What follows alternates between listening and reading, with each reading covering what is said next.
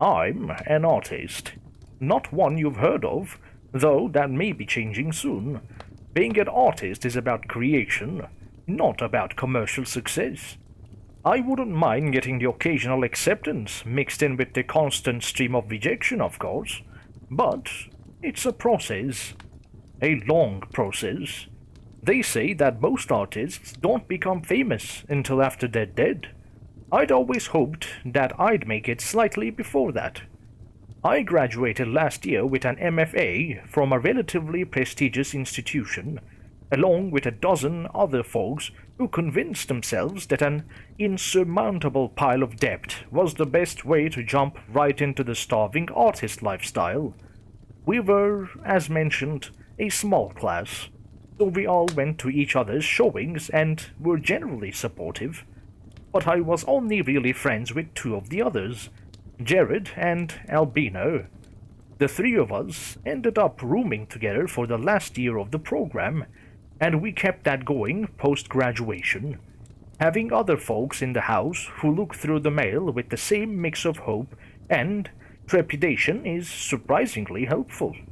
Alone, it's easy to simply look at everyone else's filtered life and assume that you're the only one failing.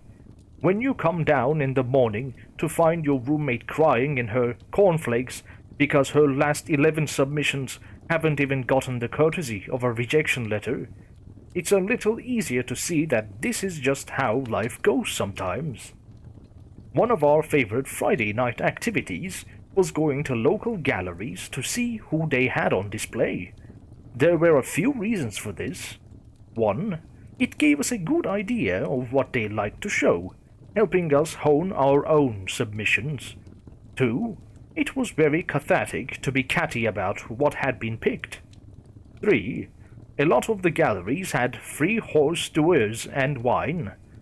I guess four, we liked the art. But honestly, it was hard to remember that sometimes. Sometimes looking at other people's finished canvases just made me angry. What made them able to decide that they were done? What made other people agree that they were worth hanging on the wall? What justified the astronomical price tags next to them? I'm not saying that this was anything but jealousy. I'm just saying that art and I are in a complicated relationship. About a month ago, we went to a newly opened gallery, Souhait. It was the usual setup, tall glass windows in front, showcasing the art placed strategically on bright white walls within. It had the standard mix of oddly angled separators, allowing the patrons to wander slowly through the room and discover the paintings one at a time. Basically, it looked like every other gallery, but as it was a new opening, it had better wine than most. I was taking a casual tour of the perimeter when Jared appeared at my elbow. "Hey, congratulations," he said. "You weren't going to tell us. I can't believe you managed to keep us a secret." "Sorry. What?" "Oh yeah, what, indeed." He steered me around several corners to where Albina was admiring a painting. "There's a new gallery opening. We should all go. No reason. Congrats." I stared at the painting in disbelief. It was one of mine. I was certain that I hadn't submitted to this gallery. I hadn't even heard of it until Albina had mentioned that it was opening. I would have remembered receiving a letter of acceptance, and I definitely would have remembered delivering a painting. None of these things had happened. And yet, there my art was on the wall. It had my signature, and my name displayed next to it on a card. I knew the piece. I'd done it 2 or 3 years ago. It was good, very representative of my style at the time, but I'd moved on and had stopped trying to get it displayed a while ago. The last I had seen it, it was 6 or 7 canvases deep in a stack of pieces that I had nowhere else to put. It was fairly obvious that that was not the case now. The proof was on the wall in front of me. Albina and Jared were both praising me, so I just smiled and made vaguely humble comments. I must have submitted it. It wasn't like someone had broken into our apartment and stolen a single piece of my art. It was both confusing and concerning that I couldn't recall offering it to this gallery, but it was the only explanation that made sense. I was still trying to puzzle this out when another familiar piece caught my eye. I nudged Jared. "Oh, so I'm the one keeping secrets?" He raised an eyebrow at me, and I pointed across the floor. His eyes widened as he solved the same thing I had. One of his paintings neatly framed and prominently displayed. "I didn't even know you'd finished that one," I said. "I swear I saw you working on it like 2 days ago." "Yeah," he said, sounding a bit lost. "I was." "How'd you get the gallery to take it before it was even done?" "Oh my god, look," said Albina. In the back corner of the gallery, occupying an entire corner, was a small collection of Albina's work. It was expertly curated. I'd watched her develop her style for years, and the 8 paintings chosen here perfectly encapsulated the entire range. Clusters of people kept gathering in front of them, and I saw more than one slip off to speak to the gallery owner about purchasing a piece. "Albie, these are amazing," I told her after we finally managed to get close enough to see them all properly. Some of these are absolute perfection. I don't think I've seen all of them." "Seriously, when did you do all of this?" asked Jared. "Some of these are definitely new, unless you have a secret studio you've been hiding from us." He narrowed his eyes at her in mock suspicion. She laughed, shoving him lightly, but behind her smile I saw the same confusion that I'd heard in Jared's voice, the same that I'd felt myself. None of us knew that our work was going to be on display here. Something was very odd. We didn't talk about it then, oddity or not. Our art and our names were on display, and there were free drinks to toast with. We refilled our glasses, congratulated each other effusively, wandered the gallery for a bit, and then did it all again. By the time we were walking home, all concerns had vanished from all of our minds. We were successful. We could figure out how and why later. The next morning, Albina was dead. I woke up late with a hangover. Jared woke up later, looking even rougher than I did. There was nothing resembling breakfast anywhere in the apartment, so we sat and sipped our coffee silently. Albina's door was open, and I think we both hoped that she'd gone out to get bagels or something, and that we would shortly be provided for. She wasn't answering texts, and Jared and I were just starting to get concerned when there was a knock at the door.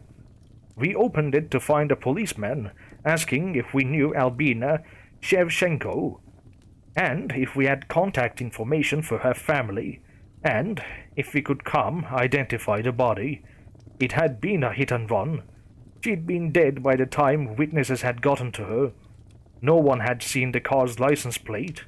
The police didn't even pretend that there was a chance of justice. They gave us her effects, including what remained of a bag of bagels. Somehow, that was the worst part for me. She'd gone out to get something to celebrate with us. It made us complicit. At the funeral, the priest spoke about her giving spirit and her wonderful personality. But most of all, he spoke about her massive artistic talent. He went on at length about what she could have created if she had not had her span cut short. The entire gathering nodded along with him. Jared and I exchanged looks. It wasn't that he was wrong. She was amazing, and eventually the world would have known about her. It's just that that hadn't happened yet. The 3 of us were, as far as we could tell, the only ones really aware of how much potential we had. If everyone knew this about her, why had she been scraping by in a dingy apartment with us, trying to get enough money together to buy more art supplies? "We should go back to Souhait," Jared said after the funeral. "The gallery owner probably doesn't know. We'll need to get her pieces back before he thrashes them when she doesn't respond. Our trip was unnecessary. The gallery owner had Albina's obituary blown up to large size and prominently displayed next to a tremendous collection of her work. It covered entire walls of the gallery, each piece with an explanatory card discussing when and why she had painted it. Where the prices had been on the cards, every single one was marked sold. I was looking around for the owner to ask where he was sending the money when Jared grabbed my arm. "Look," he said, half whispering. Arranged in a neat circle on one wall were a dozen of his paintings. "I don't know that I want to be on display here," he said. He sounded frightened. "Then take them back. They're your pieces." "Are they?" He pointed. "I never finished that one. That's how I wanted it to look. But I couldn't get it right. I swear I never completed it. And there, I never painted that. I thought of it. I knew it in my head. But I have never put brush to canvas for it. Not even to start it. How could they have any of this? How could anyone?" His voice was rapidly rising toward hysteria. "Hey, let's get you out of here," I said, putting an arm around his shoulders. "We'll come back tomorrow and get them taken down if you want. We're all running on fumes right now." Privately, I thought again about the piece that Souhait had of mine. I'd never gotten around to looking for it at the apartment. Things had been a blur since Albie's death. I wondered how this gallery had so much of our stuff. I wondered what else had been taken. Back at home, Jared rummaged through his artwork, hunting for something. "See?" he said, finally, holding up a canvas. "I told you. It isn't done." He was holding up something that could have been an early attempt at one of the pieces we'd seen in the gallery. It was the same general idea, but the colors weren't right, and the composition didn't gel. Also, as he'd said, it was clearly incomplete. Parts of the canvas still showed through in some areas. It wasn't what was hanging on the walls. "I told you," he repeated. "How can they have art I never finished?" I tried to get him to calm down. I sat him down on the couch and poured him a drink. "We'd go back in the morning," I said. "We'd find the owner. We'd sort all of this out. It was a problem for tomorrow, not for this evening, not right after a funeral." I thought I'd gotten him to agree with me. I poured us both another drink. Somewhere in the middle of that one, I fell asleep on the couch. When I woke up, Jared was gone. "Just one of those things," the police said. "Wrong place at the wrong time. He'd been mugged. His credit cards and phone were gone. He'd bled out in the street. He was almost halfway to Souhait. I went there to get his art taken down, like he'd wanted. They'd already expanded the collection. His photo smiled down at me from the main wall, next to an obituary lauding his talent, his bold innovation, his novelty. The rest of the gallery was plastered with his work. I recognized some of the paintings he'd been rifling through at the apartment the previous day. Most had already been sold. And on the back wall, in a small but well-lit section by themselves, hung 6 of my paintings. The one that I'd seen the first night was there, along with 2 others I was particularly proud of.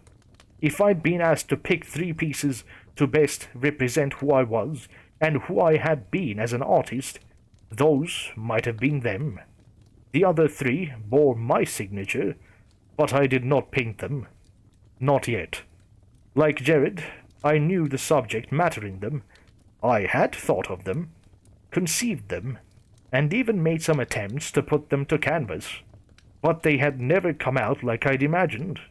I'd set them aside to try again later, when I had better supplies, when I was better. Yet, here they hung, complete and perfect, exactly as I pictured them. It was a triumph of my craft. It was beautiful to see what I could become, given enough time. It's just too bad that I don't have it. Most artists don't become famous until after they're dead.